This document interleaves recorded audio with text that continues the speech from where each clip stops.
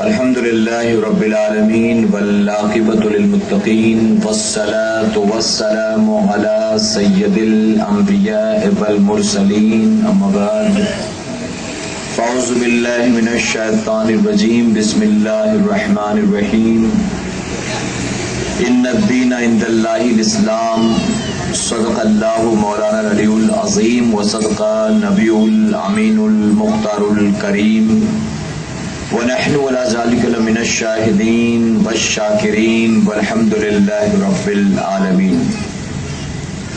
بادۂ توحید کے متوالوں، شمع رسالت کے پروانوں، غوث و خواجہ اور رضا کے چاہنے والوں، آئیے سب سے پہلے ہم اور آپ نہایت ہی ادب اور احترام کے ساتھ اپنے اور ساری کائنات کے مرکز عقیدت جناب محمد رسول اللہ صلی اللہ تعالی علیہ وسلم کی بارگاہ بے کس پناہ میں جس طرح سے میں آپ کو پڑھاؤں میرے ساتھ مل کر بآواز بلند ہدیہ غلامی درود و سلام کے انداز میں پیش کریں۔ پڑھیں الصلاۃ والسلام علیک یا رسول اللہ، الصلاۃ والسلام علیک یا حبیب اللہ، الصلاۃ والسلام علیک یا نبی اللہ، وعلی آلک واصحابک یا نور اللہ صلی اللہ تعالی علیہ وسلم۔ رب کعبہ کی بارگاہ میں دعا ہے مولا اپنے حبیب صاحب الاولاد صلی اللہ تعالی علیہ وسلم کے سرخدفیل ہم تمام حاضرین اور سامعین کو ماہ محرم الحرام کی عظمت و برکتوں سے بھرپور مالا مال فرما۔ یا الہ العالمین اس نئے سال کو دنیا بھر کے مسلمانوں کی سربلندی اور کامیابی کا سال بنا، اور اس نئے سال میں ہمیں اپنے تمام پچھلے گناہوں سے توبہ کرنے اور خوب نیکیاں کر کے تجھے راضی کرنے کی توفیق عطا فرما۔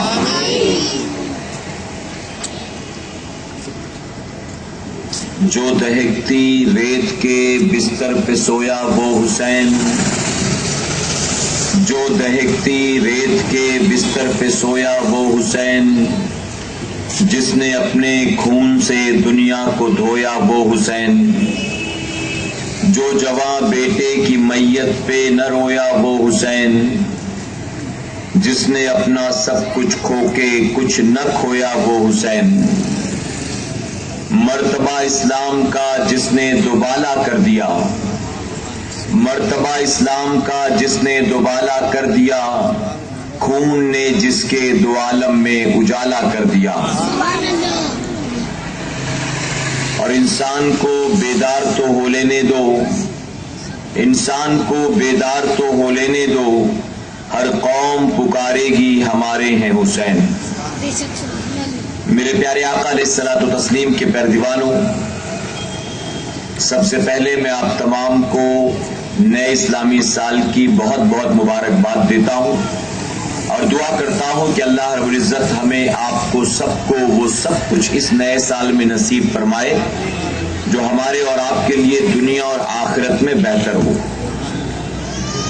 میرے پیارے آقا کے پیر دیوانوں، آپ جانتے ہیں کہ دنیا میں جتنے مذاہب کے ماننے والے ہیں، ہر مذاہب کے ماننے والوں کا نیا سال مختلف مہینوں سے شروع ہوتا ہے۔ مثال کے طور پر ہمارا اور آپ کا یعنی مسلمانوں کا نیا سال ماہ محرم الحرام سے شروع ہوتا ہے۔ جو ہمارے غیر مسلم بھائی رہتے ہیں ہندوستان میں، ان کا نیا سال ابھی ابھی شروع ہوا ہے ان کے تہوار دیوالی کے ساتھ۔ پارسیوں کا نیا سال مختلف مہینے سے شروع ہوتا ہے، اور عیسائیوں کا نیا سال آپ جانتے ہیں کہ 1 جنوری سے شروع ہوتا ہے، یعنی جنوری کی 1 تاریخ سے۔ دنیا کے جتنے مذاہب کے ماننے والے ہیں، ہر مذاہب کا نیا سال مختلف مہینے سے شروع ہوتا ہے۔ میرے پیارے آقا کے پیر دیوانوں، تمام مذاہب کے ماننے والوں کو اگرچہ یہ نہ معلوم ہو کہ ان کے مذہب کے اعتبار سے نیا سال کب شروع ہو رہا ہے، لیکن اس کے باوجود پوری دنیا کے انسان یہ ضرور جانتے ہیں کہ عیسائیوں کے نئے سال کا آغاز کس مہینے سے ہوتا ہے، اور یہ نہ کہ صرف لوگ جانتے ہیں بلکہ پوری دنیا والے اس کو دھوم دھام سے منایا بھی کرتے ہیں۔ آپ جانتے ہیں کہ عیسائیوں کے نئے سال کی تشریف آوری سے پہلے پوری دنیا میں 31 دسمبر کو ایک جشن کا ماحول برپا کر دیا جاتا ہے۔ پوری دنیا میں صرف ایک غیر مسلم اپنی دکان کو نہیں سجاتا، صرف ایک عیسائی جو ہے اپنے گھر کو نہیں سجاتا، بلکہ آپ نکل جائیں بامبے کی سرزمین پر، آپ کو تمام گلیاں، تمام محلے، پورا کا پورا بازار سجا ہوا نظر آئے گا۔ ایک دکان اگر وہ عیسائی کی ہو وہ بھی سجی ہوگی، قریب میں غیر مسلم کی دکان ہو یعنی گجراتی ہو تو اس کی دکان بھی سجی ہوگی، مسلمان نے بھی نئے نئے آفرز رکھے ہوں گے۔ تو اس طرح سے پوری دنیا میں جشن کا ماحول برپا کر دیا جاتا ہے۔ میرے پیارے آقا کے پیروانوں، عیسائیوں کے نئے سال کو منانے کے لیے 31 دسمبر کی رات کو پوری دنیا میں ہنگامہ برپا کیا جاتا ہے۔ آپ جانتے ہیں کہیں شراب کے اڈے سجائے جاتے ہیں، کہیں زنا کے اڈے آباد کیے جاتے ہیں، کہیں رات بھر جوا کھیلا جاتا ہے، کہیں رات بھر لوگ ناچتے گاتے ہیں۔ آپ کسی ڈسکو میں جا کر دیکھیں، آپ کسی پب میں جا کر دیکھیں، آپ کسی پکنک اسپاٹ پر جا کر دیکھیں، آپ کسی ہوٹل ریسٹورینٹ میں جا کر دیکھیں، آپ کسی سیر و تفریح کے مقام پر جا کر دیکھیں، آپ دریا کے کنارے جا کر دیکھیں، آپ دیکھیں گے پوری دنیا میں 31 دسمبر کی رات کو ایک ہنگامہ برپا کر دیا جاتا ہے کہ نیا سال آنے والا ہے، نیا سال آنے والا ہے۔ میرے پیارے آقا علیہ الصلوۃ والتسلیم کے پیروانوں، باقی مذاہب والوں کو اگرچہ یہ نہ معلوم ہو کہ ان کا نیا سال کب سے شروع ہوتا، لیکن اس کے باوجود وہ عیسائیوں کے نئے سال کو ضرور منایا کرتے ہیں۔ میرے پیارے آقا کے پیروانوں، ہر آدمی اپنی طاقت کے مطابق، ہر آدمی اپنی حیثیت کے مطابق جو ہے نئے سال کو مناتا ہے۔ آپ دیکھتے ہیں کہ کہیں پر بہت سے ایسے لوگ بھی ہیں جن کو اللہ نے دولت عطا فرمائی ہے، وہ اپنے وطن میں رہ کر 31 دسمبر نہیں منانا چاہتے، بلکہ کوئی جو ہے یہاں سے نکل کر سنگاپور چلا جاتا ہے، کوئی بینکاک چلا جاتا ہے، کوئی اسپین چلا جاتا ہے، کوئی جو ہے دبئی چلا جاتا ہے۔ یعنی لوگ اپنے وطن سے نکل کر دوسرے وطن میں جاتے ہیں، لاکھوں روپے خرچ کرتے ہیں صرف 31 دسمبر کی رات منانے کے لیے۔ میرے پیارے آقا کے پیروانوں،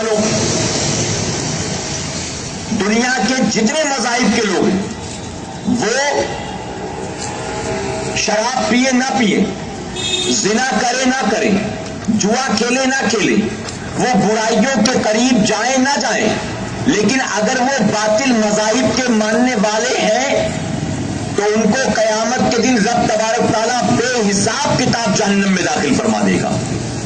اگر کسی غیر مسلم نے شراب پیا تو قیامت کے دن اس سے شراب کا حساب نہیں ہوگا۔ اگر کسی عیسائی نے جوا کھیلا، قیامت کے دن رب تبارک تعالیٰ اس سے جوئے کا حساب نہیں لے گا۔ ایک مرتبہ درود شریف پڑھ لیں، چلو اٹھ جائے، وہاں سے اٹھ جاؤ، اٹھ جاؤ، وہاں سے تینوں جاؤ ادھر پیچھے،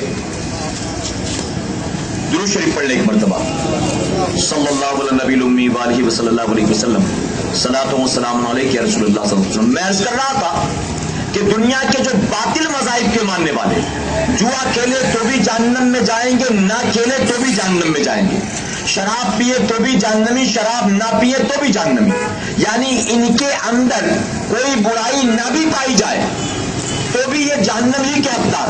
میرے پیارے آقا علیہ الصلوۃ والتسلیم کے پیروانوں، اس کی وجہ یہ ہے کہ ان کا جو سب سے بڑا گناہ ہے وہ ہے کفر، ان کا جو سب سے بڑا جرم ہے وہ ہے شرک، اور قیامت کے دن رب تبارک تعالیٰ ان سے کسی اور چیز کا حساب نہیں لے گا، بلکہ ان کو کفر اور شرک کے عوض میں بے حساب کتاب جہنم کے حوالے کر دے گا۔ لیکن ایک مسلمان اگر 31 دسمبر کی رات ایک پیالہ شراب نہیں، ایک قطرہ بھی شراب حلق کے نیچے اتارتا ہے تو قیامت کے دن رب تبارک تعالیٰ اس بندے سے شراب کا حساب لے گا۔ ایک مسلمان اگر جوا کھیلتا ہے، ایک مسلمان اگر سود کھاتا ہے، ایک مسلمان اگر زنا کرتا ہے، ایک مسلمان اگر جھوٹ بولتا ہے تو رب تبارک تعالیٰ قیامت کے دن اس سے ایک ایک چیز چیز کا حساب لینے والا ہے، اس کی وجہ کہ ان سے حساب نہیں ہوگا، ہمارا آپ کا حساب ہوگا۔ جانتے ہو ریزن کیا ہے؟ ریزن یہ ہے کہ اس بندے نے اللہ کو اپنا معبود ماننے سے انکار کر دیا، تو جب اللہ ہی کو اس نے اللہ نہیں مانا، اس نے اللہ کا دیا کھایا اسے رزاق نہیں مانا، اللہ کی دی زندگی گزارا لیکن اللہ کو زندگی موت پر قدرت رکھنے والا نہیں مانا، تو قیامت کے دن رب تبارک تعالیٰ اس سے ان چیزوں کا حساب نہیں لے گا، لیکن ہمارا اور آپ کا رب تبارک تعالیٰ سختی کے ساتھ حساب لے گا کہ میرے بندے تو نے تو مجھے معبود مانا تھا، تو نے تو گواہی دی تھی کہ اللہ کے سوا کوئی عبادت کے لائق نہیں ہے، تو نے تو گواہی دی تھی کہ اس کے سوا زندگی موت پر قدرت رکھنے والا کوئی نہیں ہے، تو نے تو گواہی دی تھی کہ رزاق سوائے اللہ کے دوسرا کوئی نہیں ہے، تو نے ساری گواہیاں دی اور اس کے بعد تو نے میری نافرمانی کی تھی، تو رب تبارک تعالیٰ ہم سے زندگی کے ایک ایک لمحے کا حساب لے گا۔ میرے پیارے آقا کے پیروانوں، اگر میں عرض کروں تو غلط نہیں ہوگا، جانتے ہو سال میں جتنی راتیں آیا کرتی ہیں ان تمام راتوں میں اگر سب سے بدترین رات کوئی ہوتی ہے تو 31 دسمبر کی رات ہوا کرتی ہے، اور 31 دسمبر کی رات کو میں سب سے برا اس لیے نہیں کہتا کیونکہ اللہ نے اس کو برا بنا کر پیدا کیا، نہیں، میرے مولا نے کسی رات کو یا کسی دن کو نہ برا بنا کر پیدا کیا ہے نہ منحوس بنا کر پیدا کیا ہے۔ اے سرکار مدینہ کے پیروانوں، یہ بات حق ہے کہ رب تبارک تعالیٰ نے کسی دن کو باقی دنوں کے مقابلے فضیلت عطا فرمائی، اللہ نے کسی رات کو باقی راتوں کے مقابلے فضیلت عطا فرمائی، لیکن اللہ نے کسی رات یا کسی دن کو برا بنا کر پیدا نہیں کیا۔ اگر 31 دسمبر کی رات تمام راتوں میں سب سے بدترین رات ہے تو اللہ نے اسے برا نہیں بنایا، بلکہ انسان اپنے اعمال سے اسے برا بناتا ہے، عمل سے۔ 31 دسمبر کی رات دنیا میں کون سی برائی ہے جو نہیں کی جاتی بتائیے؟ کئی نوجوان ایسے ہیں جو پہلی مرتبہ شراب کے قطروں کو اپنے حلق کے نیچے اتارتے ہوں گے، پہلی مرتبہ بہت ساری لڑکیاں ہیں جن کو 31 دسمبر کی رات زنا کے بازار میں بیچ دیا جاتا ہے، پہلی رات ان کی آبرو لوٹی جاتی ہے، پہلی بار کوئی نوجوان اس رات ڈرگس کا استعمال کرتا ہے، 31 دسمبر کی رات کو کوئی نوجوان پہلی مرتبہ ہیروئن کا استعمال کرتا ہے، نشاور دوائیوں کا استعمال کرتا ہے، ڈرگس کا استعمال کرتا ہے، زنا کرتا ہے یا شراب پیتا نظر آتا ہے۔ میرے پیارے آقا کے پیروانوں، میں عرض کرنا چاہتا ہوں ان تمام برائیوں میں باطل مذاہب کے لوگ مبتلا ہو نہ ہو لیکن پھر بھی ان کا مقدر جہنم ہے، لیکن ایک مسلمان اگر 31 دسمبر کی رات کو کسی ڈسکو میں ٹھمکا لگائے گا، اگر کسی شراب کے اڈے پر شراب پیتا نظر آئے گا، اگر کسی زنا کے اڈے پر زنا کرتا نظر آئے گا، اگر کسی جوئے کے اڈے پر جوا کھیلتا نظر آئے گا، تو رب تبارک تعالیٰ قیامت کے دن اس سے اس کی زندگی کے ایک ایک لمحے کا حساب لینے والا ہے۔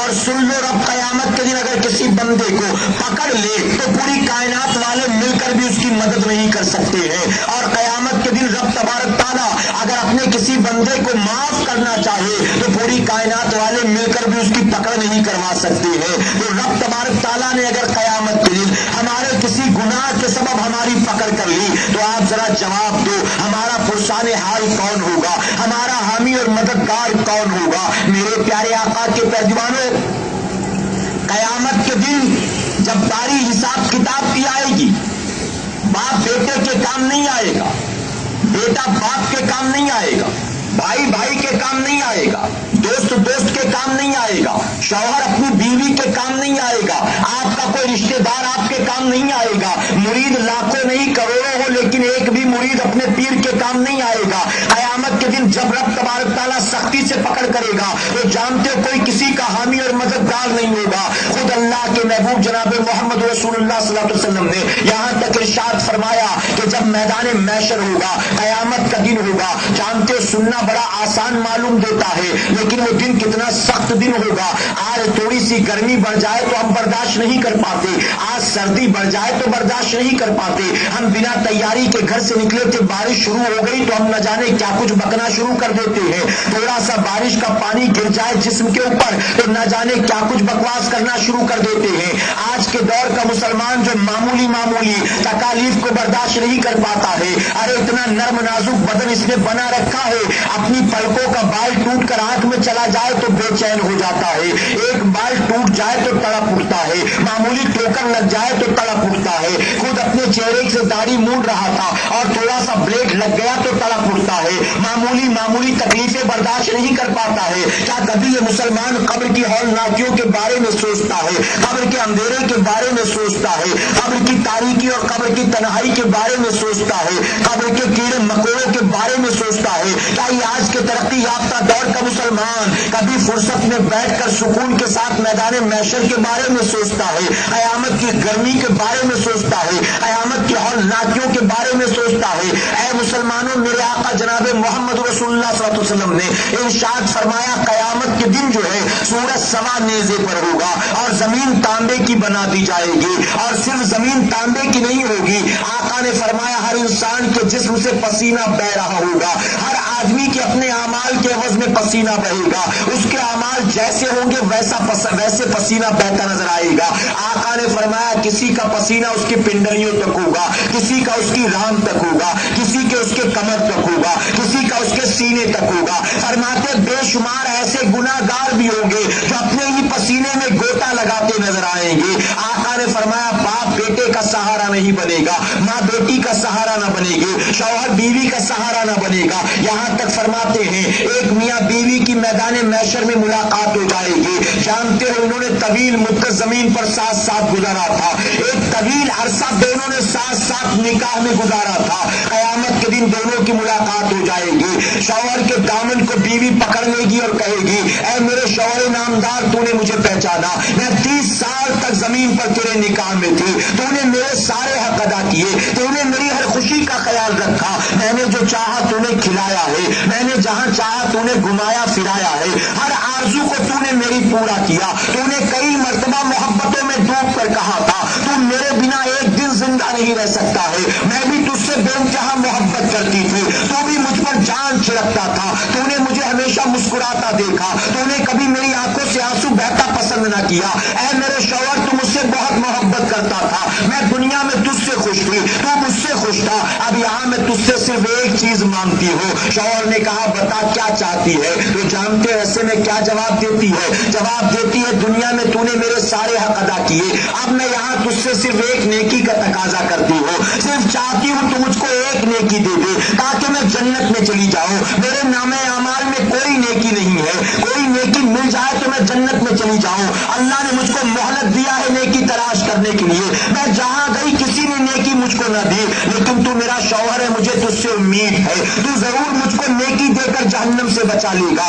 आका फरमाते, जैसे ही वो दावा करेगी मैं तेरी बीवी हूँ, तू मेरा शौहर है, वैसे ही जैसे ही सुनना था, शौहर ने दामन झटक दिया और झटक कर कहता है, ऐ औरत, खामखा में तू मेरे गले क्यों पड़ती है? अरे तू मेरी बीवी होने का दावा करती है, जबकि जमीन पर मैंने तुझे कभी पहले देखा ही नहीं था, आज से पहले कभी मैंने तेरा चेहरा ही नहीं देखा था।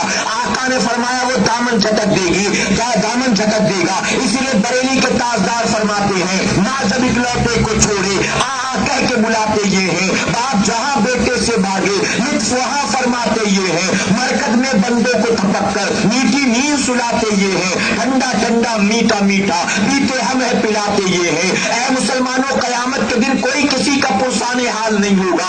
आपका दोस्त जो आपको डिस्को में ले जाता है, आपका दोस्त जो आपको फिल्में दिखाने ले जाता है, आपका दोस्त जो कहता है मैं फला पब का पास लाया हूँ 31 दिसंबर के लिए, तुझे एक पैसा खर्च करना नहीं होगा, इसके अंदर नाचने गाने के साथ साथ पीने का भी इंतजाम है, तू मेरे साथ चल, मैं तुझको पास देता हूँ। कयामत के दिन वो दोस्त तेरे पास भी आना पसंद नहीं करेगा, आज जो कुछ जहन्नम का पास लाकर तेरे हवाले करता है। ऐ मुस्तफा प्यारे के दीवानों, 31 दिसंबर की रात पूरी दुनिया गुनाहों में डूबती हो, डूब जाने दो। हम मुसलमान है, हमें ज़ेबा नहीं देता है, हम मुसलमान है, हमें कयामत के दिन मौला को मुंह दिखाना है। इस बात को जहन में महफूज कर लो।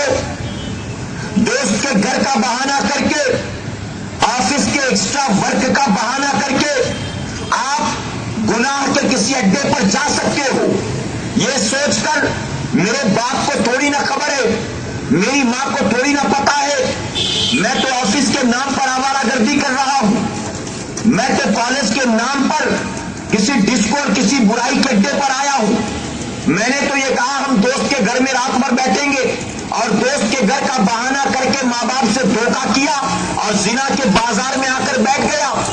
ऐ مسلمانوں ذہن میں اس بات کو محفوظ کر لو، ماں باپ سے جھوٹ تو بول لیا، خاندان والوں سے اپنے آپ کو بچا لیا، اڑوسیوں پڑوسیوں سے اپنے عیب کو چھپا لیا، لیکن کیا یہ بات بھول گئے قیامت کے دن آپ کو ماں باپ کو حساب نہیں دینا، خاندان والوں کو جواب نہیں دینا، اڑوسیوں پڑوسیوں کو حساب نہیں دینا، بلکہ وہ پروردگار جس کی نگاہوں سے ایک لمحہ بھی چھپ نہیں سکتے ہو، قیامت کے دن اسی پروردگار کو حساب دینا ہے۔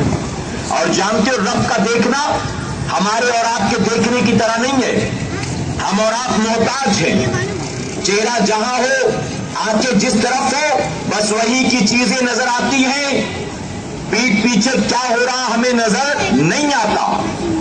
بچہ سامنے ہے کیا کرتا ہے خبر ہے، بیوی سامنے ہے کیا کرتی ہے خبر ہے، لیکن نظر سے اوجھل ہوئے پھر وہ کیا کرتے ہمیں خبر نہیں۔ لیکن میرے پروردگار کا دیکھنا ایسا نہیں ہے، میرا پروردگار ہر لمحہ کائنات کے ذرے ذرے کو یکساں دیکھا کرتا ہے، اس سے کچھ چھپا نہیں ہے۔ ہم دیکھتے ہیں زمین نظر آتی ہے، زمین کے نیچے کیا ہمیں نظر نہیں آتا، ہم دیکھتے ہیں آسمان نظر آتا ہے، آسمان کے اوپر کیا ہمیں نظر نہیں آتا، ہم دیکھتے پردہ نظر آتا ہے، ہم دیکھتے دروازہ نظر آتا ہے، ہم دیکھتے تالا نظر آتا ہے، ہم دیکھتے دیوار نظر آتی ہے، اس کے اس پار کیا ہمیں نظر نہیں آتا۔ لیکن جانتے ہو میرے پروردگار کا دیکھنا، فرمایا گیا اماوس کی کالی رات ہو، اس کالی رات میں کالے رنگ کا پہاڑ ہو، اس کالے پہاڑ میں کالے رنگ کی گفا ہو، ایک کالے رنگ کی جو ہے غار ہو، اس غار کے اندر کالے رنگ کی مٹی ہو، اس کالی مٹی میں کالے رنگ کی چیٹی چلتی ہو، تو میرا پروردگار اس چیٹی کو بھی دیکھ رہا ہوتا ہے۔ اور یہ نہ کہ صرف اللہ دیکھتا ہے، اس چیٹی کو وہیں پر میرا مولا روزی بھی عطا فرماتا ہے، اس کی نگاہوں سے کبھی کچھ چھپ نہیں سکتا۔ آج سینٹا کروز کی سرزمین پر یہ مٹھی بھر مسلمان بیٹھے اللہ کا ذکر کر رہے ہیں، یقیناً میرا پروردگار اس وقت ہمیں بھی دیکھ رہا ہے، اور جو لوگ کعبے کا طواف کر رہے ہیں اللہ انہیں بھی دیکھ رہا ہے، آقا کے روضے انور کے سامنے جو ہاتھ پھیلائے کھڑے ہیں اللہ انہیں بھی دیکھ رہا ہے۔ اسی ہندوستان میں کسی ڈسکو میں کوئی مسلمان بیٹھا ہوگا اللہ اسے بھی دیکھ رہا ہے، کوئی کسی بار میں امریکہ میں ہوگا اللہ اسے بھی دیکھ رہا ہے، کوئی اپنے گھر میں اللہ کے سجدے کر رہا ہوگا اللہ اسے بھی دیکھ رہا ہے۔ اے مسلمانوں اس کی نگاہوں سے کبھی کچھ پوشیدہ نہیں ہے، ہم گناہ کرتے یہ سوچ کر کسی کو کہاں خبر ہے، لیکن ہم اس وقت بھول جاتے ہیں اللہ سے کبھی کچھ چھپا نہیں۔ جانتے ہو فرمایا گیا حضرت عیسیٰ علیہ السلام کا دور ہے، 21 سالی کا وقت آیا، لوگ دعائیں کر کر کے پریشان، بارش نہیں ہو رہی، رب تبارک تعالیٰ نے حضرت عیسیٰ علیہ السلام سے فرمایا عیسیٰ میرے فلاں بندے کے پاس جا اس سے جا کر دعا کی درخواست کر، وہ میرا بندہ دعا کے لیے ہاتھ اٹھائے گا، میں وعدہ کرتا ہوں آسمان سے بارش نازل کر دوں گا۔ عیسیٰ علیہ السلام کو بڑی حیرت ہوئی، بندہ کون سا با کمال ہے، آخر کون سی ایسی چیز اس کے اندر موجود کہ اللہ اس کی دعا کی برکت سے بارش نازل کرے گا، اللہ وعدہ کر رہا ہے۔ عیسیٰ علیہ السلام پہنچے اس کے پاس، آپ نے کہا اے اللہ کے بندے میں اللہ کا نبی عیسیٰ ہوں، اللہ نے مجھے تیرے پاس دعا کروانے کے لیے بھیجا، میں دعا کی درخواست تو کروں گا لیکن سب سے پہلے مجھے بتا تو نے زندگی میں کون سی ایسی نیکی کا کام کیا کہ جس کے سبب اللہ نے تجھ کو یہ مقبول اور یہ بلند مرتبہ عطا فرما دیا، آخر کون سا کام؟ وہ کہتا ہے بظاہر تو مجھے نظر نہیں آتا میں نے کبھی کوئی نیکی کی ہو، مجھے تو نظر نہیں آتا کہ میں نے کیا کمال کیا۔ اور جانتے ہو جو اللہ کے محبوبین ہوتے ہیں ان کا یہی حال ہوتا ہے، ان کی یہی حقیقت ہوتی ہے، ہزاروں خوبیاں ان کے اندر موجود ہو لیکن اس کے باوجود کہتے ہیں بے ہنر و بے تمیز، کس کو ہوئے ہیں عزیز، سمجھے، ان کے اندر ہزاروں خوبیاں لیکن اس کے باوجود کہتے گندے نکمے کمین، مہنگے ہیں کوڑی کے تین، کبھی کہتے مجھ سا گناہ گار کون، ان سا شفیع ہے کہاں، اللہ اکبر اللہ اکبر۔ یہ اللہ والوں کی شان ہے، اللہ والوں کی خوبیاں ہیں، اور ہماری آپ کی بات الگ ہے، بالکل اس کے اپوزٹ ہے۔ ہمارے نام اعمال میں کوئی نیکی نہ ہو، بس ابھی جمعہ ہوا 8 نماز پڑھتے اپنے آپ کو بڑا صاحب کمال سمجھنے لگتے، کوئی بے نمازی نظر آئے تو اس کو اکارت کی نظر سے یہ تو جہنمی ہی ہے، میں ہوں بخشا بخشایا، میں ہوں جنتی، مجھ کو تو اللہ نے جنت کا مژدہ دے دیا، یہ تو جمعہ کا نمازی حقیر فقیر۔ ہم چند نیکیاں کریں تو لوگوں کو بالکل گیا گزرا سمجھنے لگے. لیکن اللہ والوں کی شان یہ ہوتی کہ راتیں بھی گزرتی اللہ کے سجدوں میں, دن بھی گزرتا اللہ کی اطاعت میں, لیکن اس کے باوجود کبھی اتراتے نہیں تھے, بلکہ ان کو دیکھو تو خوف خدا میں وہ روتے ہی نظر آیا کرتے تھے. آپ نے فرمایا کون سی نیکی کی تو نے ذرا بتا؟ کہتا کچھ بھی نہیں میرے پاس. ہاں ایک واقعہ ہے زندگی کا, بتا دیتا ہوں, ہو سکتا ہے اللہ نے اس کو پسند کر لیا ہو. عیسیٰ علیہ السلام فرماتے کون سی بات, کیا واقعہ؟ وہ کہتا ہے ایک لڑکی سے مجھے محبت ہو گئی, میں ایک طرفہ اس سے محبت کرنے لگا, بہت چاہتا تھا میں اسے, میں موقع کی تلاش میں تھا, کبھی تنہائی میں وہ ملے تو میں اس سے محبت کا اظہار کروں, میں اس کو پرپوز کروں. یہاں تک کہ موقع دیکھتے دیکھتے دیکھتے دیکھتے ایک دن موقع ہاتھ لگا. مجھے پتا چلا کہ وہ لڑکی ایک قافلے کے ساتھ کہیں سفر پر جانے والی. میں بھی اس کے ساتھ ہو لیا کہ سفر میں کبھی نہ کبھی تنہائی تو ضرور مل جائے گی, اور جب تنہائی ملے گی تو میں اس سے بتا دوں گا کہ میں کب سے اس سے محبت کرتا ہوں, کتنی اس سے محبت کرتا ہوں. کہتا ہے میں نے اس کے ساتھ سفر کیا, رات آ گئی, رات میں اس کا قافلہ ایک جنگل میں ٹھہر گیا آرام کے لیے. میں نے چھپ کر دیکھ لیا کہ وہ لڑکی کس خیمے میں, وہ کہاں ٹھہری. نوجوان کہتا ہے یہاں تک کہ رات کو سناٹا چھایا, میں انتظار میں تھا. جب سارے خیمے والے سو گئے میں اٹھا اور میں اس لڑکی کے خیمے میں گھس گیا. مجھے دیکھ کر وہ گھبرائی. میں نے اس سے کہا دیکھ میری کوئی غلط نیت نہیں ہے, میں کسی غلط ارادے سے تیرے پاس نہیں آیا, میں تو صرف تجھ سے اپنی محبت کا اظہار کرنے آیا ہوں. اگر تجھے قبول ہو تو ٹھیک, نہیں تو کوئی بات نہیں, میں واپس جاتا ہوں. میں کوئی چور اچکا نہیں ہوں, میں تو تیرا عاشق ہوں, میں تو تیرا دیوانہ ہوں, میں تجھ سے بہت محبت کرتا ہوں, کیا تو میری محبت کو تسلیم کرتی ہے؟ لڑکی نے کہا کہ ٹھیک ہے, اگر آپ مجھ سے اتنی محبت کرتے ہو, اتنی دیوانگی, تو کوئی بات نہیں, میں بھی آپ سے محبت کرتی ہوں, مجھے آپ کا پیار منظور ہے. تو اس نے کہا کہ جب تم بھی مجھ سے محبت کرتی ہو, میں بھی تم سے محبت کرتا ہوں, تو اب دوری مجھ سے نہیں برداشت ہوتی, اب دوری برداشت نہیں ہوتی. میں چاہتا ہوں اگر اجازت ملے تو میں قریب آ جاؤں, اجازت مل جائے تو میں تمہارا ہاتھ تھام لوں, اجازت مل جائے تمہیں ایک بار محبت سے چوم لوں, میں تمہیں اپنے سینے سے لگا لوں. لڑکی نے کہا ٹھیک ہے, میں ہر چیز کے لیے تیار ہوں, لیکن ایک شرط ہے. اس نے کہا کون سی شرط؟ وہ کہنے لگی جا پہلے دیکھ کرا, کہیں کوئی جاگ تو نہیں رہا, کہیں ایسا تو نہیں کہ کوئی ہماری ٹو میں اور رنگے ہاتھوں ہم کو پکڑ لے, بڑی بدنامیاں ہوں گی. اس نے کہا ٹھیک ہے, میں ابھی دیکھ کر آتا ہوں. نوجوان دلی دل میں بڑا خوش تھا کہ چلو راستہ صاف ہو گیا, میں تو محبت کا اظہار کرنے آیا تھا, یہاں تو سارے دروازے میرے لیے کھل گئے. اب لڑکی خود بھی میرے قریب آنا چاہتی ہے, اور وہ چاہتی ہے کہ پہلے میں دیکھ لوں کہ کہیں ہم پکڑے نہ جائیں. نوجوان گیا, آس پاس کے تمام خیموں میں تاک جاگ کر کے آ گیا. اس نے دیکھا ہر جگہ سے سونے کی آواز آتی تھی, ہر جگہ سے اطمینان و سکون سے لوگ سوتے نظر آئے, خراٹوں کی آواز آ رہی تھی.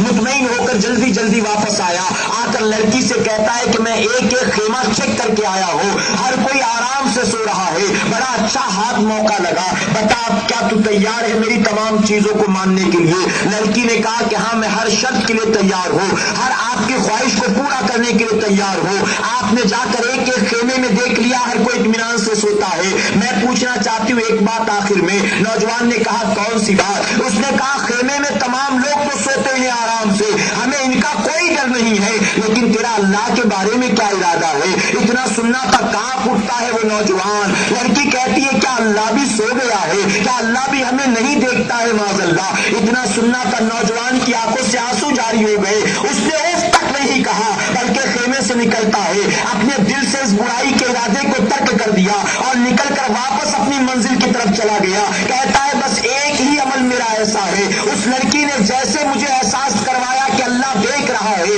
میں گناہ سے بچ گیا, پلٹ کر آ گیا. عیسیٰ علیہ السلام فرماتے سن لے, یقیناً تیرا یہ وہی عمل ہے جس کی وجہ سے اللہ نے تجھے مستجاب الدعوات بنا دیا ہے.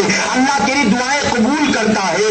آج کے بعد جو دعا تو کرے گا اللہ یقیناً تیری دعا کو قبول فرمائے گا. اور جانتے یہی بات 1450 سال پہلے خود میرے آقا نے بھی ارشاد فرمایا ہے. آقا نے فرمایا قیامت کے دن جب کوئی سایہ نہیں ہوگا سوائے اللہ کی رحمت کے سائے کے, اللہ اپنے 7 بندوں کو اپنی رحمت کا سایہ عطا فرمائے گا. اور جانتے اس 7 میں ایک کون ہوگا؟ آقا فرماتے وہ نوجوان بھی ہوگا جس کو دنیا کی کسی خوبصورت عورت نے, جس کو کسی منصب و مقام عہدے والی عورت نے, بڑے خاندان والی عورت نے اپنی طرف برائی کی دعوت کے لیے بلایا ہوگا, لیکن اس نوجوان نے اس دعوت کو قبول نہیں کیا ہوگا, بس یہ سوچ کر اس کا انکار کر دیا ہوگا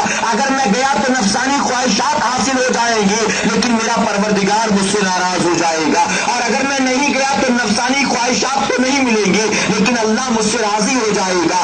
آقا فرماتے جس نے اس عورت کی دعوت کو ٹھکرا دیا، قیامت کے دن جب کوئی سایہ نہیں ہوگا، اللہ اس بندے کو اپنی رحمت کا سایہ عطا فرمائے گا۔ میرے پیارے آقا کے پیروانوں، تو آپ اگر کسی برائی میں مبتلا ہو، آپ جانتے ہیں آپ کے گھر والے نہیں دیکھتے، آپ کے خاندان والے نہیں دیکھتے، لیکن پروردگار دیکھ رہا ہے، اور قیامت کے دن کسی انسان کو نہیں بلکہ رحمان کو ہمیں جواب دینا ہے۔ اور میرے پیارے آقا کے پیروانوں، ایک بات اور عرض کروں گا معذرت کے ساتھ، برا مت مانیے گا، یہاں ہم اور آپ جتنے موجود ہیں، ہم میں سے کیا ایک بھی ایسا ہے جو دعویٰ کر سکتا ہے کہ میں نے زندگی میں آج تک کبھی کوئی گناہ نہیں کیا؟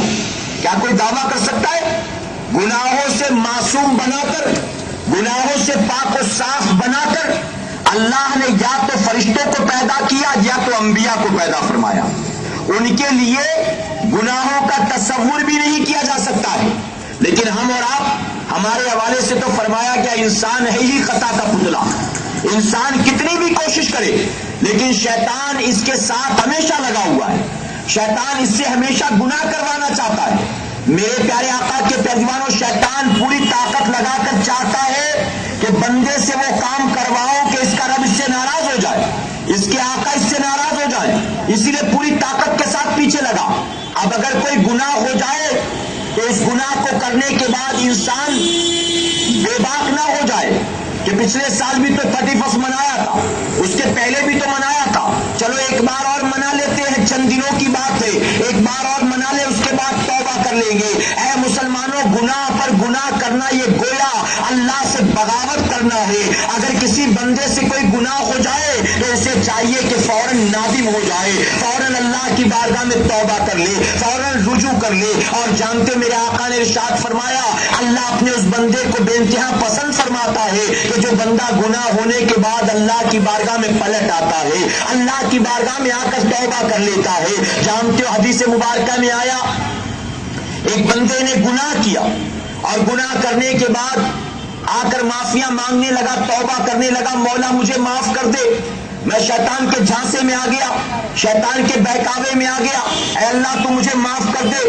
رب تبارک تعالیٰ فرشتوں کو جمع فرماتا ہے اور فرماتا ہے فرشتوں بتاؤ اس کے بارے میں کیا فیصلہ کروں؟ پہلے تو میں نے اس کام سے منع کیا، اس نے وہ کر لیا، مانا نہیں میری بات، اس نے کیا اور کرنے کے بعد اب آیا ہے چاہتا میں اسے معاف کر دوں، اے فرشتوں بتاؤ کیا فیصلہ کروں اس کے حوالے سے؟ حالانکہ وہ مالک و مختار ہے، وہ جو چاہے، اس کے آگے کیا فرشتے چو چرا کریں گے؟ وہ جو چاہے فیصلہ سنا دے، لیکن رب تبارک تعالیٰ بتانا چاہتا ہے میرے بندوں دیکھو میں کیسا رحم کرنے والا ہوں، میں کیسا کرم کرنے والا ہوں، میری شان ستائی دیکھو، میری شان غفاری دیکھو۔ رب تبارک تعالیٰ فرماتا ہے فرشتوں کیا کروں بتاؤ؟ فرشتے عرض کرتے مولا تیرا بندہ ہے، بہت کمزور ہے، اے اللہ تو نے انسان کو خطا کا پتلا بنا کر پیدا کیا، مولا اس نے جو کرنا تھا کر لیا، اب بڑی امید لے کر تیری بارگاہ میں آیا ہے، بڑی امید لے کر، یہ جانتا ہے تیرے سوا کوئی اس کا گناہ معاف کرنے والا نہیں، اے مولا ہم سفارش کرتے تو اس کو معاف کر دے، اے اللہ بڑی امیدوں کے ساتھ آیا، اس کو لوٹانا میں خالی ہاتھ، اے پروردگار تو معاف کر دے۔ رب تبارک تعالیٰ فرماتا ہے فرشتوں گواہ ہو جاؤ، میرے بندے نے چاہے جو کیا ہو میں اس کے سارے گناہوں کو معاف کر دیتا ہوں۔ آقا فرماتے معافی کا مژدہ مل گیا، معاف ہو گئے گناہ، بندہ گیا چند دن تک زندگی گزارتا رہا اطمینان سے، پھر آیا شیطانی بہکاوے میں، پھر آ گیا شیطان کے جھانسے میں، پھر سے وہی گناہ کیا، گناہ کرنے کے بعد احساس ہوا غلطی کا، پھر پلٹ کر آیا، پھر آ کر معافیاں مانگنے لگا، مولا معاف کر دے، مولا معاف کر دے۔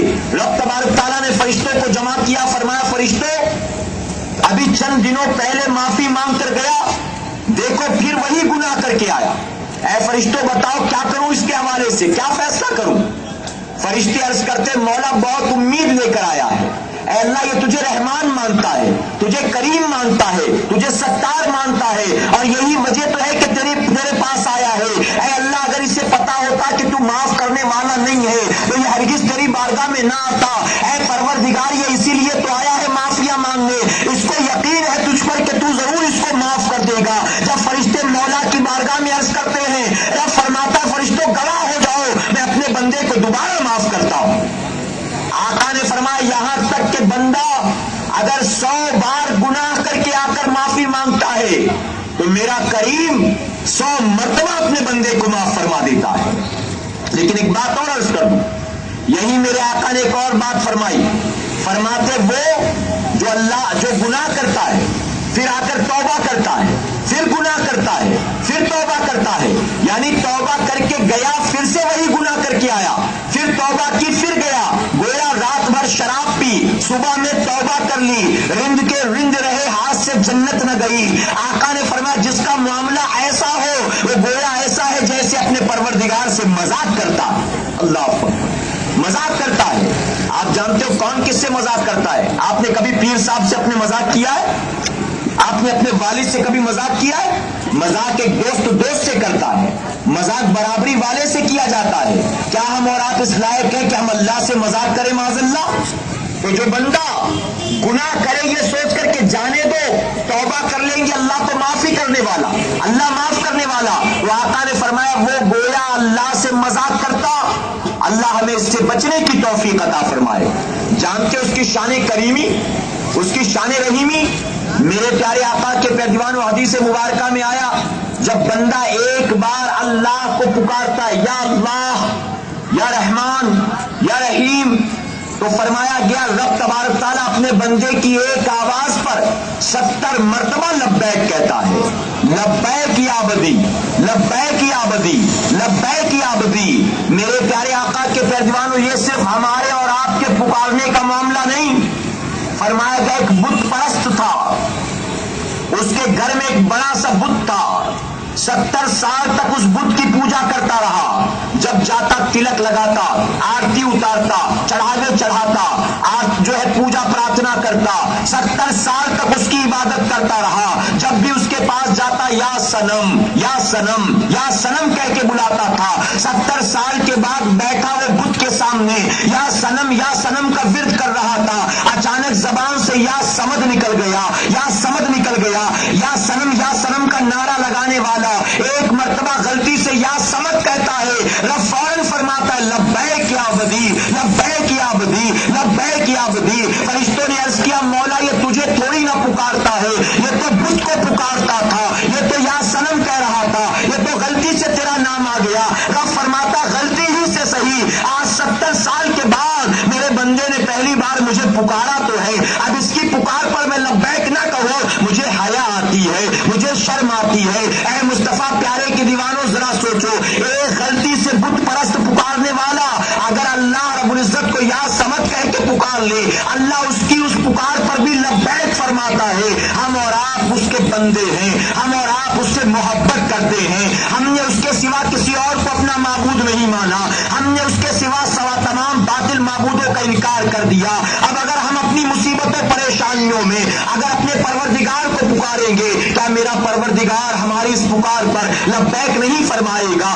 ہم اگر توبہ کریں گے کیا اللہ ہمارے گناہوں کو معاف نہیں فرمائے گا؟ میرے پیارے آقا کے پیروانوں آج ہم اور آپ بہت معذرت کے ساتھ کہوں گا محرم کا چاند جیسے ہی آسمان پر چمکا درود شریف پڑھنے کی مرتبہ. یار بچوں کو پہلی لائن میں بٹھانا ضروری ہے کیا؟ بھگاؤ نا ان کو. میں بچے دیکھوں بیان کروں ڈسٹرب ہو رہا ہے نا مجھے، میں وہ کام بھی کرتا ہوں. صلاۃ و سلام علیک یا رسول اللہ صلی اللہ علیہ وسلم. آپ نے 2 بار درود شریف پڑھا، تاکہ عدد پوری ہو جائے، ایک بار اور درود شریف پڑھ لیا. اللہ رب محمد صلی اللہ علیہ وسلم، نحن عباد محمد صلی اللہ علیہ وسلم. میرے پیارے آقا کے پیروانوں بیان بیٹھ کر سننا جتنا آسان ہے نا اتنا کرنا آسان نہیں ہوتا ہے. اس کی وجہ کہ کرنے والا گویا 2 دھاری تلوار پر ہوتا ہے. سمجھے؟ سیدنا عثمان غنی رضی اللہ عنہ جب امیر المومنین بنے اور پہلی بار خطبہ دینے کے لیے ممبر پر کھڑے ہوئے تو پہلی بار خطبہ دیتے وقت انہوں نے کہا کہ خطبہ دیتے وقت مجھے وہی احساس ہوتا ہے جو پہلی بار مجھے گھڑ سواری کے وقت ہوا تھا کہ اب گرا کے تب گرا. سمجھے؟ سننا بہت آسان ہے، کرنا بڑا مشکل ہے. اس میں بچے کھیل رہے ہوں سامنے بیٹھے تو پھر آدمی کا ذہن یہاں وہاں بھٹکتا ہے کہ نہیں بھٹکتا ہے. تو آئندہ اس کا ہمیشہ خیال رکھا کریں. آپ ایک مرتبہ اور درود شریف پڑھ لیں. آپ صلی اللہ علیہ نبی الامی وآلہ صلی اللہ علیہ وسلم. صلاۃ و سلام علیک یا رسول اللہ صلی اللہ علیہ وسلم. اور آپ کا معاملہ ایسا کہ آپ یہاں آج اجتماع میں بیٹھے، میں روزانہ یہی کرتا ہوں. میں روزانہ تقریری کرتا ہوں، روزانہ میرے اجتماعات ہوتے ہیں، تو اس لیے تھوڑا سا تعاون کیا کریں. میں معافی چاہتا ہوں اگر کسی کو میری بات بری لگی تو. اللہ رب العزت آپ تمام کو معاف فرمائے، آپ مجھے معاف فرمائے. ایک مرتبہ اور درود شریف پڑھ لیں. اللہ رب محمد صلی اللہ علیہ وسلم نحن عباد محمد صلی اللہ علیہ وسلم. میرے پیارے آقا کے پیروانوں، میں اس کر رہا تھا کہ آج جب محرم کا چاند نکلتا ہے تو ماہ محرم الحرام کا چاند آسمان پر نکلتے ہی پوری دنیا میں شہدائے کرب و بلا کو لوگ خراج عقیدت پیش کرتے ہیں. خراج عقیدت پیش کرنے کا سب کا انداز ایک دوسرے سے جدا ہوتا ہے. ہمارے اور آپ کے یعنی اہل سنت والجماعت کے یہاں 11-12 روزہ محفل سجتی ہے، شیرنی وغیرہ تقسیم کی جاتی ہے، کہیں قرآن خوانی، کہیں سبیل، کہیں کھچڑا، کہیں شربت. ہم اس طرح سے شہدائے کرب و بلا کو خراج عقیدت پیش کرتے ہیں. اسی زمین پر کچھ ایسے لوگ بھی بستے ہیں جو لوگ جانتے نہیں کہ کیسے خراج عقیدت پیش کریں، کیسے اثار ثواب کریں، تو وہ تعزیہ داری کرتے ہیں، علاوے کودتے ہیں، علم بٹھاتے ہیں، میلہ لگاتے ہیں، نہ جانے کیسے تام جام کی محفلیں سجاتے. میرے پیارے آقا کے پیروانوں، اس بات کو ہمیشہ کے لیے ذہن میں آپ محفوظ کر لو، اثار ثواب کے نام پر کیا جانے والا عمل اگر شریعت و سنت کے مطابق ہو تو یقیناً اللہ کرنے والے کو بھی ثواب عطا کرے گا، اور جس کے نام پر کیا جائے اللہ اس کو بھی 100% ثواب عطا فرمائے گا. لیکن اثار ثواب کے نام پر کیا جانے والا کوئی عمل اگر شریعت و سنت سے ٹکراتا ہو تو جس کے نام کیا جائے نہ ان کو فائدہ، جو کر رہا ہو نہ اس کو کوئی فائدہ. اور یہ نہ کہ صرف کرنے والا فائدے سے محروم رہے گا بلکہ ممکن ہے اس کا وہ عمل قیامت کے لیے اس کی پکڑ کا ذریعہ بھی بن جائے. آ رہی بات سمجھ گیا؟ میرے پیارے آقا کے پیروانوں، ہم اور آپ یعنی اہل سنت والجماعت کے لوگ آج شہدائے کرب و بلا کے نام پر 11-12 روزہ محفل سجاتے.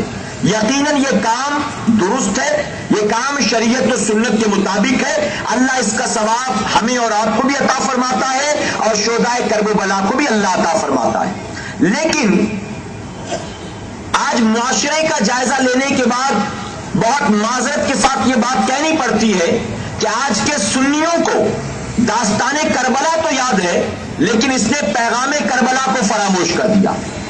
کربلا میں کیا کچھ ہوا تھا، کنہوں نے ظلم کیا، کنہوں نے زیادتیاں کی، کنہوں نے تلواریں چلائی، کن کو شہید کیا گیا، یزید کی فوج میں کتنے تھے، امام علی مقام کے ساتھ کتنے تھے، امام حسین کے 6 مہینے کے بیٹے کا نام کیا، نوجوان بیٹے کا نام کیا، بھتیجوں کا نام کیا. ہم یہ ساری چیزیں جانتے لیکن ہم نے کربلا کے پیغام کو فراموش کر دیا. میرے پیارے آقا کے پیروانوں، آپ میں سے کیا ایک بھی یہ کہہ سکتا ہے کہ امام حسین میدان کرب و بلا میں اس لیے آئے تھے تاکہ قیامت تک میرے نام کا چرچا بلند ہو جائے؟ امام حسین اس لیے آئے تھے قیامت تک میرے نام پوری دنیا میں محفلیں سجے، میرے نام چندہ وصولا جائے، میرے نام علم بٹھایا جائے، میرے نام نعرے لگائے جائیں، میرے نام کھچڑے اور شربت کی دیگ اور ڈرم چڑھائے جائیں، میرے نام سبیلیں لگائی جائیں، میرے نام جو ہے میلہ لگایا جائے، میرے نام ڈھول گاجا باجا بجائے جائے. کیا بتاؤ امام حسین کربلا میں اس لیے آئے تھے؟ میرے پیارے آقا کے پیروانوں، حسین کربلا میں کیوں آئے؟ آج کے حسینیوں نے اس کو فراموش کر دیا. جانتے ہو کسی بہت بڑے مفکر سے پوچھنے والے نے پوچھا تھا کہ حضور اکرم صلی اللہ علیہ وسلم سے پہلے جتنے انبیاء گزرے ان انبیاء کو اللہ نے جو کتابیں عطا فرمائی ایک مدت کے بعد ان کتابوں کو بدل دیا گیا، لیکن قرآن کو بدلا کیوں نہیں جا سکا اور قرآن کو بدلا کیوں نہیں جائے گا؟ تو جانتے ہو اس مفکر نے جواب دیا تھا کہ ان تمام انبیاء کو اللہ نے کتابیں عطا فرمائی تھی لیکن ان کی حفاظت کے لیے انہیں کوئی حسین نہیں دیا گیا، لیکن حضور اکرم صلی اللہ علیہ وسلم کو اللہ نے صرف قرآن نہیں دیا بلکہ قرآن کی حفاظت کے لیے انہیں حسین بھی عطا فرمایا ہے، حسین بھی. اور فرماتے ہیں قرآن اس لیے بدلا نہیں جائے گا کیونکہ اللہ نے اپنے محبوب کو حسین عطا فرمایا ہے. اور اسی لیے میرے آقا نے فرمایا تھا فتنوں کے پرفتن دور میں تم اپنے ایمان کی حفاظت کرنا چاہتے ہو، میں 2 چیزیں تمہارے درمیان چھوڑے جاتا ہوں. 2 چیزیں آقا فرماتے، ایک تو قرآن ہے اور دوسرا میری اہل بیت ہے. دوسرا میری اہل بیت ہے. آج ہم اور آپ حسینی ہیں، کھچڑا بھی کھاتے ہیں، شربت بھی پیتے ہیں، میلہ بھی لگاتے ہیں، سارے تام جھام، لیکن میں پوچھنا چاہتا ہوں ہم میں آپ میں کتنے % لوگ ہیں جو قرآن سے محبت کرتے ہیں؟ کتنے % لوگ ہیں جو نماز سے محبت کرتے ہیں؟ کتنے % لوگ ہیں جو شریعت سے اور سنت سے محبت کرتے ہیں؟ میرے پیارے آقا کے پیارے دیوانوں، ہمیں انگریزی آتی ہے، ہم مراٹھی بھی سمجھ لیتے ہیں، ہم جس اسٹیٹ میں پیدا ہوئے، جس سٹی میں پیدا ہوئے، وہاں کی مدر ٹنگ بھی آتی ہے، وہاں کی لینگویج بھی آتی ہے۔ ہم اگر چائنا میں جا کر رہ جائیں 4-5 سال تو چائنیز بھی آ جاتی ہے۔ ہم اگر دبئی چلے جائیں، سعودی عرب چلے جائیں کمانے کے لیے تو عربی بھی بولنے لگتے ہیں، عربی بھی سمجھنے لگتے ہیں۔ ہم جہاں جائیں وہاں کے رنگ میں رنگ کر وہاں کی بولی، وہاں کی بھاشا کو آسانی سے سمجھ لیتے ہیں۔ آج ہم میں بہت سارے ایسے لوگ ہیں جو موبائل کے ماہرین ہیں، ان کے ہاتھ میں کوئی بھی موبائل دے دو، بھلے نیا آیا ہو مارکیٹ میں، لیکن وہ اچھی طرح سے سمجھ لیتے اس کا سارا فنکشن کیا ہے، اس کے سارے اپلیکیشن کیا ہیں، یہ کیسے کام کرتا ہے۔ بہت سے کمپیوٹر کے ماہرین ہیں۔ اے سرکار مدینہ کے پیارے دیوانوں، میں پوچھنا چاہتا ہوں، ہم دنیا میں پیدا ہونے کے بعد ان تمام چیزوں کو تو سیکھ گئے ہیں، لیکن جس قرآن کی حفاظت کے لیے امام حسین نے میدان کربلا میں اپنا سارا کنبہ لٹا دیا ہے، کیا ہم اور آپ اس قرآن کو بھی پڑھنا جانتے ہیں؟ کیا ہمیں قرآن پڑھنا آتا ہے؟ انگریزی فراٹے سے بول لیتے ہیں، انگریزی آسانی سے سمجھ لیتے ہیں، لیکن ہمیں قرآن پڑھنا نہیں آتا۔ جبکہ آقا نے فرمایا تم میں سب سے اچھا وہ جو قرآن جانتا ہے اور لوگوں کو سکھایا کرتا ہے، قرآن پڑھتا ہے، لوگوں کو پڑھایا کرتا ہے۔ ہم میں کتنے % مسلمانوں کو آتا ہے بتاؤ؟ اللہ ماشاء اللہ۔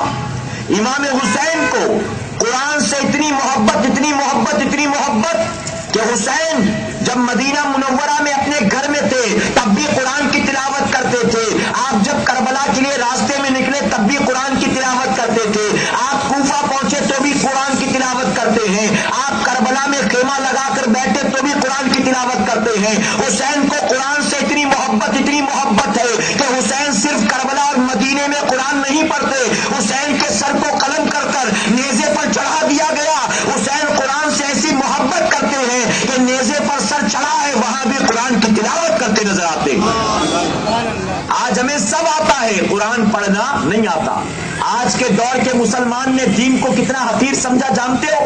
دین کو کتنا حقیر سمجھا، برا مت مانیے، علماء موجود ہیں، علماء کی موجودگی میں کہوں گا ذمہ داری کے ساتھ، آپ کو یہ شاپنگ سینٹر دکھائی دیتا ہے، آپ کو بڑی بڑی آفیسز دکھائی دیتی ہیں، ان بڑی آفیسز میں ایسے شاپنگ مالز میں جو واچ مین ہوتا ہے، اس واچ مین کو زیادہ تنخواہ ملتی ہے، ہماری مسجد کے امام کو کم تنخواہ ملتی ہے۔ ہماری مسجد کا امام اس سیکیورٹی گارڈ سے کم کماتا ہے۔ غلط تو نہیں کہہ رہا ہوں میں؟ ویڈیو شوٹنگ کرنے والے کو ہم خوشی خوشی 12-15 ہزار دے دیں گے شادی بیاہ میں، بینڈ باجے والے کو 10 ہزار دے کر 5 ہزار اس پر لٹا دیں گے، لیکن جو قاضی بیٹی کا نکاح پڑھانے آئے گا اس کو دل پر پتھر رکھ کر ہم 551 روپیہ دیتے ہیں۔ 551، گویا وہ معاذ اللہ بینڈ باجے والے سے گیا گزرا ہے، گویا وہ معاذ اللہ اس ویڈیو شوٹنگ والے اور فوٹوگرافر سے گیا گزرا ہمارے نزدیک۔ یہ دین کی ویلیو ہے، یہ دین کی اہمیت ہے، وہ دین جس کی خاطر امام علی مقام نے سب کچھ لٹایا ہے، وہ دین ہمیں کتنا پیارا ہے، ذرا دیکھو، خود گریبان میں جھانکو۔ کانوینٹ اسکول میں ہم بچے کی فیس ہر مہینے 650، 700، 800، 1000 روپیہ بھر دیں گے، لیکن کوئی حافظ قرآن بچے کو قرآن پڑھانے کے لیے پورے مہینے بھر کا 100 روپیہ مانگے تو کہتے حضرت لگتا نہیں کہ 100 روپیہ زیادہ ہے؟ 100 روپیہ زیادہ نہیں لگتا حضرت آپ کو؟ 50-60 تک بات صحیح ہے، 100 روپیہ مانگتے ہو۔ یہ مسلمان جو اپنے گھر کے انٹرنیٹ کے لیے 1000-1200 روپے دیتا ہے، یہ مسلمان جو کیبل والے کو ہر مہینے 300-400 روپے دیتا ہے، یہ مسلمان جس گھر میں رہتا ہے اس گھر کا مینٹیننس ہر مہینے 2-2.5 ہزار روپیہ دیتا ہے، ہر مہینے 1000-1500 لائٹ کا بل بھرتا ہے۔ اے مسلمان، تیری خاطر اللہ کا گھر بنایا گیا، تیری خاطر مسجد کو تیار کیا گیا، جب تم مسجد میں نماز پڑھنے جاتا ہے تجھے کون سا کوپن خریدنا پڑتا ہے، تجھے کون سی ٹکٹ لینی پڑتی ہے؟ ارے تجھے کوئی چارج نہیں کیا جاتا، مفت میں تیری خاطر وہاں کارپیٹ بچھایا گیا، مفت میں تیری خاطر 4 دیواری بنایا گیا، مفت میں تیری خاطر ایک امام رکھا گیا، مفت میں تیری خاطر پنکھا لگایا گیا، لیکن اس کے باوجود تو دنیا میں مال خرچ کر کے مست ہے، اللہ کے گھر میں تجھے سجدہ کرنے جانے کو ٹائم نہیں ہے، تیرے پاس اللہ کے سجدوں کے لیے وقت نہیں ہے۔ سن لو، بہت معذرت کے ساتھ کہوں گا، ہرگز برا مت ماننا، بات سچ ہے، بات کڑوی ہے، صرف کھچڑا کھا لینے سے کوئی حسینی نہیں بن جاتا ہے، صرف شربت پی لینے سے کوئی حسینی نہیں بن جاتا ہے. تم 2-4 پلیٹ کھچڑا نہیں، 2-4 ڈیگ کھا لو تو بھی امام عالی مقام کے غلام نہیں بن سکتے. محرم کا شربت صرف پلا نہ لو، اسی میں نہا لو، وضو کر لو، پھر بھی امام عالی مقام کے عاشق نہیں بن سکتے. امام حسین کی محبت ان کے دلوں میں تھی جنہوں نے مسکراتے ہوئے کربلا میں اپنی گردنیں کٹائی ہیں. ان کے دلوں میں تھی جنہوں نے حسین کی خاطر بھوک اور پیاس برداشت کیا ہے. یہ کیسا حسینی ہے؟ دنیا کے سارے کاموں کے لیے ٹائم ہے، نہیں ہے وقت تو اللہ کے سجدوں کے لیے وقت نہیں ہے، نہیں ہے وقت تو قرآن پڑھنے کے لیے وقت نہیں ہے، نہیں ہے وقت تو بچے کو دین سکھانے کے لیے وقت نہیں ہے. اور کہتا ہم حسینی. میرے پیارے آقا کے پیروانوں، آج بہت معذرت کے ساتھ کہنا پڑتا ہے، میری بات سمجھ میں آ رہی نا آپ کے؟ بہت معذرت کے ساتھ کہنا پڑتا ہے. معاشرے کا جائزہ لینے کے بعد یہ کہتے ہوئے مجھے شرم آتی ہے، زبان سے بن بیٹھے سارے کے سارے حسینی، لیکن اگر اعمال کا جائزہ لیا جائے تو ماننا پڑے گا زندگیوں میں وہ ساری برائیاں کوٹ کوٹ کر رچ بس گئی ہیں جو برائیاں کل تک امام حسین کے دشمن یزید پلید میں پائی جاتی تھی. جو برائیاں یزید میں تھی آج وہ ساری برائیاں ہم میں بری پڑی، اور کہتے ہم حسینی لوگ ہیں، ہم حسینی، ہم تو ٹناٹن سنی، ہم تو غوث و خواجہ کے ماننے والے. میں پوچھنا چاہتا ہوں، حسینی ہو یزیدی نہیں ہو تو ذرا دل پر ہاتھ رکھ کے خود جواب دو. داڑھی منڈانا یہ کس کا کام ہے؟ حسین کا کام ہے کہ یزید کا کام ہے؟ اگر یہ کام یزید کا ہے تو ہم کس کے نقش قدم پر ہیں، کس کے طریقے پر ہیں، کس کے راستے پر ہیں؟ نمازیں نہ پڑھنا، قضا کرنا کس کا کام ہے؟ حسین کا کام ہے کہ یزید پلید کا کام ہے؟ گانے سننا کس کا کام ہے؟ حسین کا کام ہے کہ یزید پلید کا کام ہے؟ دوسروں کو گندی نظروں سے دیکھنا یہ کس کا کام ہے؟ بنتے حسینی. وہ ساری برائیاں بس گئی زندگیوں میں جو کل یزید پلید میں پائی جاتی تھی.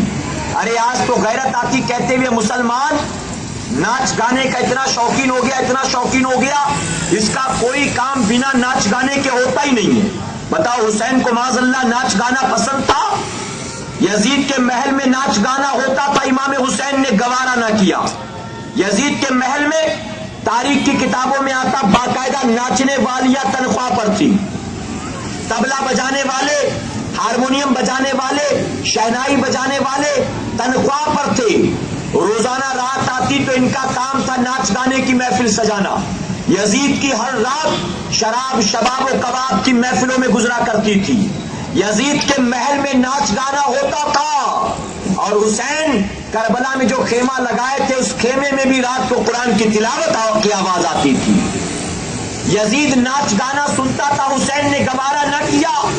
اے حسینیوں، ہمارے گھر سے ناچ گانے کی آواز آتی ہے، کیا حسین کو یہ اچھا لگتا ہوگا؟ حسین کے دل پر کیا گزرتی ہوگی؟ کبھی سوچا؟ یزید دشمن تھا، اس کے گھر میں ناچ گانا ہو حسین نے پسند نہیں کیا. ہم حسینی ہیں، ان کا صدقہ کھانے والے، ان کے نانا سے محبت کا دم بھرنے والے. ہمارے گھر میں ناچ گانا ہو حسین کو کیا تکلیف نہیں ہوتی ہوگی؟ آج ہماری زندگیوں میں ناچ گانا کیسا رچ بس گیا. دیکھو، فلم ریلیز نہیں ہوتی، ریلیز ہونے سے پہلے ہمارے موبائل فون کے اندر گانے آ جاتے. نوجوان پیسہ خرچ کر کے گانا ڈاؤن لوڈ کرتا ہے اپنے موبائل میں، اور ڈاؤن لوڈ کرنے کے بعد جب شام کو واپس گھر آیا تو دوستوں کی محفل میں پوچھتا ہے تیرے پاس وہ گانا ہے کہ نہیں ہے؟ سامنے والا کہتا نہیں تو یہ کہتا اچھا بلوٹوتھ آن کر میں دیتا ہوں. بلوٹوتھ آن کر کے لوگوں کو بانٹتا ہے. ایسا لگتا ہے کہ یہ صدقہ جاریہ ہے، یہ سارے ثواب کا کام جہاں تک پہنچے گا اللہ اس کو جنت عطا فرمائے گا معاذ اللہ. لوگوں میں بانٹتا ہے. ایسا ناچ گانے کا شوقین ہو گیا معاذ اللہ. گھر سے نکلتا ہے کالج کے لیے، آفس کے لیے، دفتر کے لیے، گوڈاؤن کے لیے، فیکٹری کے لیے، پورے راستے کان میں ایئر فون لگا کر گانا سنتا جاتا ہے. سنو میرے آقا نے کیا فرمایا. اللہ کے محبوب جناب محمد رسول اللہ صلی اللہ علیہ وسلم ارشاد فرماتے وہ لوگ جو گانا سنتے ہیں کل قیامت کے دن ان کے کانوں میں سیسا پگھلا کر ڈالا جائے گا. سیسا آپ نے لوہے کو دیکھا ہوگا, گرم کرنے کے بعد جب وہ میلٹ ہو جاتا ہے, پگھل جاتا ہے, ایسی ایک چیز ہے جسے سیسا کہتے ہیں, وہ گانا سننے والے کے کان میں ڈالا جائے گا. ایک چیٹی چلی جائے تڑپ اٹھتا ہے انسان. جب سیسا پگھلا کر ایک طرف سے ڈالا جائے گا تو جانتے ہو دوسری طرف سے نکل نہیں جائے گا کہ تھوڑی دیر کی تکلیف, بلکہ راستے میں جو پڑے گا سب ساتھ میں لے کر وہ دوسری طرف سے نکل جائے گا. یہ حالت ہوگی گانا سن کر جانے والوں کی. یہ گانا سننے کا شوقین مسلمان بچہ پیدا ہو 7ویں دن عقیقہ کرنا سنت ہے. عقیقہ تو نہیں کرتا, لیکن 40ویں دن ڈی جے سسٹم لگا کے چلنا بہت دھوم دھام سے کرتا ہے. ہجڑوں کو نچائے گا تو بیٹا کامیاب ہو جائے گا. یہ پتہ نہیں کیسی مینٹلٹی ہم نے سمجھ رکھا, ہجڑا دعا دے گا بچے کا مقدر بن جائے گا. معاذ اللہ, جس کی خود کی قسمت پھوٹی ہے تیرے بچے کا مقدر کیا بنائے گا وہ. ہماری بہنوں میں غلط فہمی ہے, ہماری بہنوں میں وہ سمجھتی کہ ہجڑا دعا دے دے تو بچہ سکسیس ہے لائف میں. ارے جانتے ہو ہجڑے کے بارے میں کیا فرمایا اللہ کے محبوب جناب محمد رسول اللہ صلی اللہ علیہ وسلم نے؟ آقا فرماتے ان کو اپنے شہر سے باہر نکال دو, کہیں ان کی وجہ سے تم پر بھی اللہ کا عذاب نہ نازل ہو جائے. اور یہاں نکالا نہیں جاتا, بیٹا 40 دن کا ہوا تو ان کو بلا کر نچایا جاتا ہے. معاذ اللہ, نچایا جاتا. منگنی ہو بڑے بڑے اسپیکر لگا کر ناچتے ہیں, ڈی جے سسٹم. نکاح ہو D J system, birthday ہو ڈی جے سسٹم. ارے مسلمان ناچ گانے کا اتنا شوقین ہو گیا کہ صرف بچے کی ولادت میں, منگنی اور برتھ ڈے میں اب ناچتا گاتا نہیں ہے. اب تو کسی ولی کا عرس ہو رہا ہو تو اس میں بھی ناچتا نظر آتا ہے. بڑے بڑے اسپیکر لگا کے قوالی بجاتا ہے, آگے ٹھمکے لگاتے ہوئے جاتا ہے. معاذ اللہ, ٹھمکا لگاتا ہے. ایسا لگتا ہے جن ولی کی بارگاہ میں چادر لے کر جا رہا ہے وہ بھی ٹھمکوں کے شوقین تھے. معاذ اللہ, وہ بھی ناچ گانے کے. لوٹ ڈالا ہے سنیت کو ان بدعملی سے, برباد کر دیا ہے سنیت کو. ناچتے گاتے ہم, خرافات کرتے ہم, اور وہابی دیوبندی انگلی اٹھا کر کہتا دیکھو یہ بریلوی لوگ ہیں, ان کو احمد رضا نے یہی سکھایا ہے. معاذ اللہ, شرم نہیں آتی؟ حرکتیں ہم کرے, گالیاں میرے امام کو دی جائے, گناہ پر گناہ ہم کرے, بدنام میرا امام ہو. ولی کا عرس ہو تو بنا ناچے چین نہیں آتا. اب تو میلاد شریف کی محفل ہو تو اس میں بھی میوزیکل نعتیں بجائی جاتی ہے, ڈھول گاجے باجے والی. معاذ اللہ, ہارمونیم والی. کہیں 12ویں کا چاند آیا, کہیں سونا آیا. ارے جس نبی کی میلاد مناتے تمہیں معلوم نہیں, اسی آقا نے 1450 سال پہلے فرمایا تھا. آنے کا مقصد, آقا فرماتے میں زمین پر مزامیر کو مٹانے کے لیے آیا ہوں. مزامیر سے مراد میوزیکل انسٹرومنٹس. آقا فرماتے ڈھول گاجا باجا ختم کرنے میں آیا ہو, اور وہ جس دن آ رہے اسی دن ان کا چاہنے والا بجا رہا ہے. کتنے خوش ہوتے ہوں گے آقا نا, کتنے خوش ہوتے ہوں گے. شرم نہیں آتی ہے؟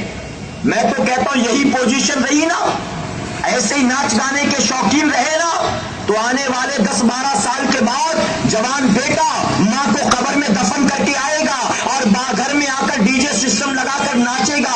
لوگ کہیں گے ماں کا آج ہی انتقال ہوا, شرم نہیں آتی؟ تو ناچتا ہے تو کہے گا میں تو ماں کی محبت میں ناچتا ہوں, ماں کا غم برداشت نہیں ہوتا اس لیے ناچ رہا ہوں, ماں کی جدائی کو فراموش کرنے کے لیے میں ٹھمکے لگا رہا ہوں. میں تھوڑی نہ خوشی سے یہ سب کام کرتا ہوں, میں تو ماں کے غم کو بھلانے کے لیے ناچتا گاتا ہوں. اے مصطفیٰ پیارے کے دیوانوں, توبہ کر لو. جانتے ہو میرے آقا نے کیا فرمایا ہے؟ آقا فرماتے ہیں کہ جس گھر سے ناچ گانے کی آوازیں آتی ہیں اس کے آس پاس موجود 40 گھروں سے اللہ اپنی رحمت کو اٹھا لیتا ہے.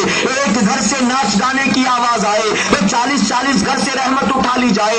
ہمارے یہاں تو شاید ایک گھر ہوگا جہاں سے نہیں آتی ہوگی, بلکہ ہماری آبادیوں میں ہر گھر سے معاذ اللہ ناچ گانے کی آوازیں آتی ہیں. اور صرف ڈول گھنگرو کی آوازیں نہیں آتی, گندے گندے فلمی نغموں کی آوازیں نہیں آتی, گندے گندے ٹی وی سیریلز کی آوازیں نہیں آتی.